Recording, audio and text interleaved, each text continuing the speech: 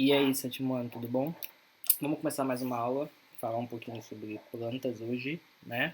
Sobre as outras partes que faltaram aí, flor, fruto e semente, certo? Vamos lá. Então, olha só, a gente vai começar pela flor, né?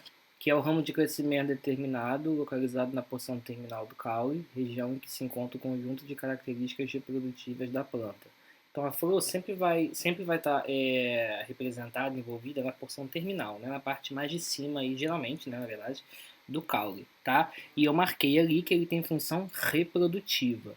O que a gente vai ver hoje são as estruturas que compõem essa flor, tá? Então a flor é responsável pela reprodução da planta. É dentro da flor, né, que a gente vai produzir o pólen, que a gente vai ter a semente, etc e tal, tá? Vamos lá. Então quais são as partes de uma flor? Tem umas coisas interessantes, por exemplo, a gente tem os órgãos de suporte, que são aqueles que servem de suporte à flor, como o pedúnculo e o receptáculo, tá? Repara que aqui, ó, esse número 1 aqui é o receptáculo, né? É a parte por onde você vai ter o suporte da flor, tá? Da onde vão se prender todas as outras partezinhas que saem dela. Geralmente é uma parte mais verdinha até, certo? Aí a gente tem os órgãos que auxiliam na proteção dela, como por exemplo as sépalas, que são essas folhinhas aqui um pouquinho menor, parece folha na verdade, né? Mas é uma parte da flor, um pouquinho menorzinha, né? Que ficam debaixo das pétalas, na verdade. São pequenininhas, geralmente de cor verde, e têm a função de proteger a flor, ok? São as sépalas. Já no número 3, o que a gente tem são as pétalas, que a gente já conhece. Porque as pétalas elas são sempre muito maiores, elas têm cores variadas, né? Elas ajudam também na proteção dos órgãos reprodutores, e...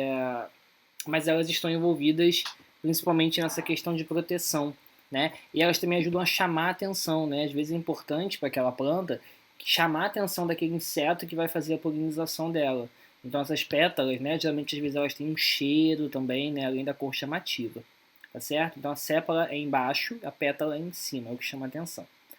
Já nos órgãos de reprodução nós temos a parte masculina da flor, a flor tem uma parte masculina e tem uma parte feminina, tá? A parte masculina nós chamamos de androceu e é formado pelos estames.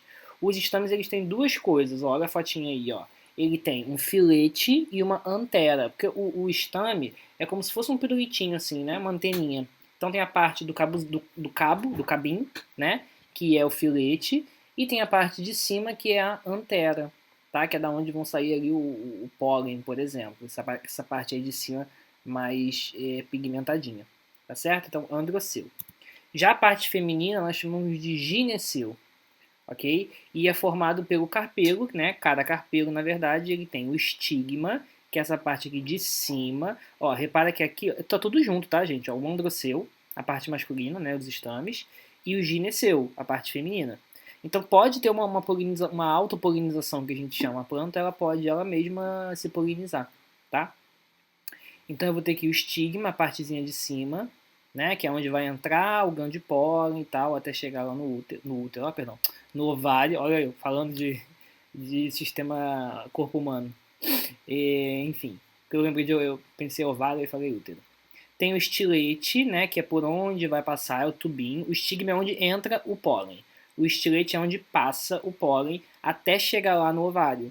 E aí lá no ovário, né, esse pólen vai encontrar os óvulos que vão ser fecundados e vão se transformar nas sementes, nas futuras plantas, tá? E aí o que acontece? A gente precisa proteger a semente. Quem é que protege a semente? O fruto, né? O fruto nada mais vai ser do que o ovário fecundado e desenvolvido. Ele vai ter a função de proteger e auxiliar na disseminação de sementes, tá certo? Então ali dentro do fruto pode ter uma ou podem ter várias sementes, enfim, que vão ficar ali protegidas, né? E aí no fruto eu tenho, por exemplo, o epicarpo, que é a parte mais de fora, digamos assim, parte mais externa.